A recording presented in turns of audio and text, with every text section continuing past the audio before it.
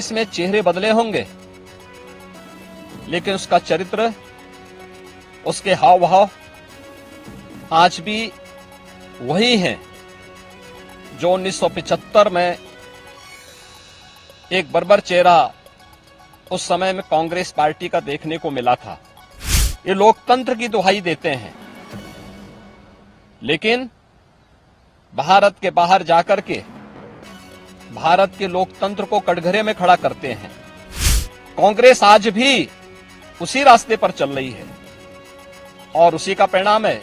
जहां भी कांग्रेस नेतृत्व की सरकारें हैं, उनका रवैया, उनकी कार्यप्रणाली, उनके द्वारा किए जाने वाले कृत्य इस बात के उदाहरण प्रस्तुत करते हैं। आज के दिन ही देर रात्रि में हुआ था जब कांग्रेस की तत्कालीन सरकार ने भारत के संविधान का गला घोंटते हुए लोकतंत्र को पूरी तरह समाप्त करने की साजिश रची थी।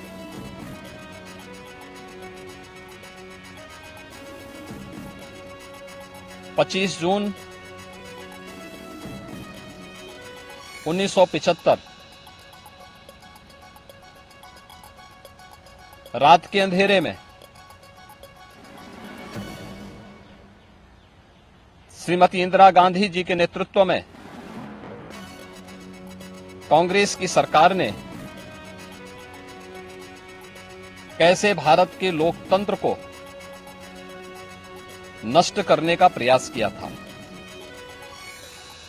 उस समय के सभी विपक्षी दलों के नेताओं को,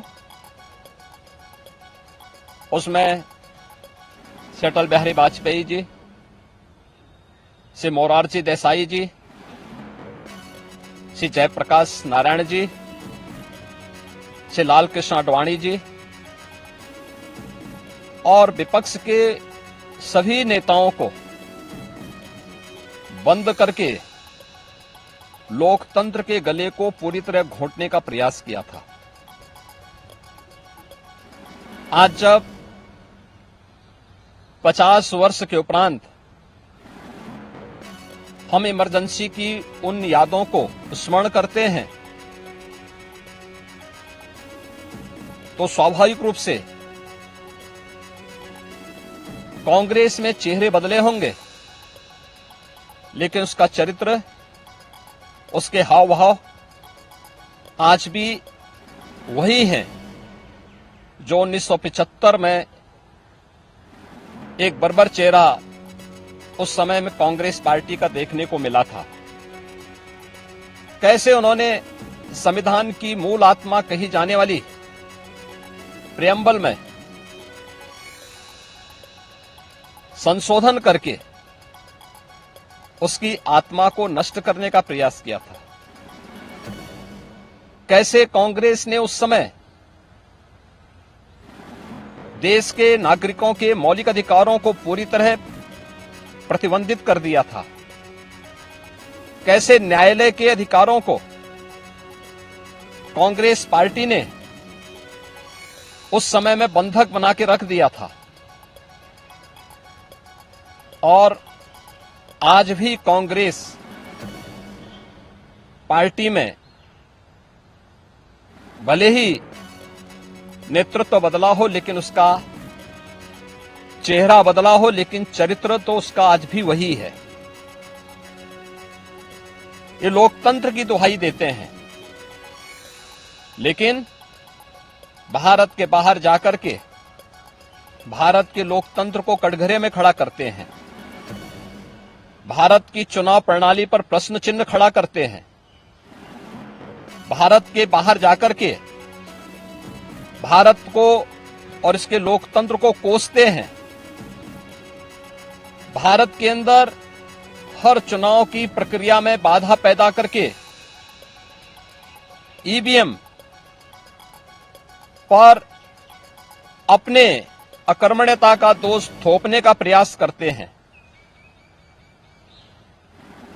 एक तरफ कांग्रेस का यह तानाशाही पूर्ण रवैया, जिसने आज से नहीं या 1975 में ही नहीं, आजादी के तत्काल बाद संविधान अंगीकार करने के मात्र 2 वर्ष के अंदर ही देश के संविधान में संशोधन करके धारा 370 को उसमें जबरन डाल करके देश के अंदर देश की अखंडता को चुनौती देने वाली धारा 370 को डालने का प्रयास किया था। इसके उपरांत भी समय समय पर कभी मीडिया पे को प्रतिबंधित करके, कभी अन्य तरीके से प्रत्यक्ष और अप्रत्यक्ष रूप से लोकतंत्र के सभी स्तंभों को कमजोर करने का प्रयास किया था। 1975, 25 जनवरी 1975 उसकी पराकाष्ठा के रूप में इस देश ने और दुनिया ने देखा था। 1975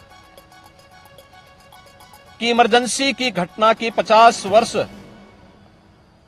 पूरे हो रहे हैं। 1975 में देश के लोकतंत्र को बचाने के लिए, संविधान को फिर से बहाल करने के लिए, नागरिक अधिकारों की रक्षा करने के लिए जिन लोगों ने जेल की यातनाओं को सहा था, जिन लोगों ने उस कालखंड में लोकतंत्र के लिए अपना सर्वस्व न्यौछावर करने का कार्य किया था, हमें आश्चर्य होता है कि उनकी वर्तमान पीढ़ी उसी कांग्रेस की गोद में बैठ करके देश को फिर से कांग्रेस की तानाशाही और लोकतंत्र विरोधी, संविधान विरोधी तंग दायरे की ओर धकेलने का कुत्सित प्रयास कर रही है। कांग्रेस आज भी उसी रास्ते पर चल रही है और उसी का परिणाम है। जहां भी कांग्रेस नेतृत्व की सरकारें हैं, उनका रवैया, उनकी कार्यप्रणाली, उनके द्वारा किए जाने वाले कृत्य इस बात के उदाहरण प्रस्तुत करते हैं। उनके जो सहयोगी हैं, बंगाल में टीएमसी है, केरल के उनके सहयोगी हैं, या तमिलनाडु के उनके सहयोगी हैं, या कांग्रेस नेतृत्व की सरकारें जहां कार्य कर रही हैं, उनकी कार्यपद्धति को आप देखें। जो लोग जनता को गुमराह करके संविधान के नाम पर संसद की कार्रवाई को बाधित करने का प्रयास कर रहे हैं, वे लोग कभी अपने गिरेबान में भी झांक के देखें।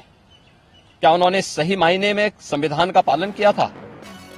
क्या ये सच नहीं कि देश की संसद में कांग्रेस के एक वरिष्ठ नेता ने वहां पर जिस प्रकार का आचरण किया था, एक बिल को संसद के फ्लोर पर ही किस तरीके से अपमानित करने का काम किया था, वहां फाड़ने का काम किया था, ये क्या किसी से छुपा हुआ है? या अन्य अनेक ऐसे कृत्य जिसने लोकतंत्र को कमजोर किया है और लगातार देश के लोकतंत्र को कमजोर कर रही है, ये सभी कांग्रेस के वे कृत्य हैं जिसके लिए कांग्रेस को यह देश कभी माफ नहीं करेगा। कांग्रेस पार्टी को और कांग्रेस की इस तानाशाही में प्रत्यक्ष और अप्रत्यक्ष रूप से सहभागी बने उन सभी राजनीतिक दलों को भी, जिनका उदय ही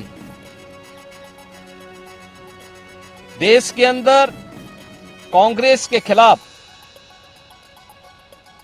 लोकतंत्र को बचाने के लिए हुआ था, आज वे कांग्रेस की गोदी में बैठ करके जिस तरीके का आचरण कर रहे हैं, यह देश और इस देश की जनता उसे किसी भी स्थिति में स्वीकार नहीं करेगी। कांग्रेस को और कांग्रेस के इन सभी सहयोगियों को, जिन्होंने लोकतंत्र को कमजोर किया है, संविधान के प्रावधानों को समय समय पर मानने से इनकार किया है, इसके लिए आज इमरजेंसी की 50 वर्ष पूरे होने पर इन्हें देश की जनता से माफी मांगनी चाहिए अपने इस कृत्य के लिए और अपने न केवल चेहरे को बल्कि चरित्र को देश के संसदीय लोकतंत्र के अनुरूप ले जाने के लिए अपने आप को तैयार करना चाहिए।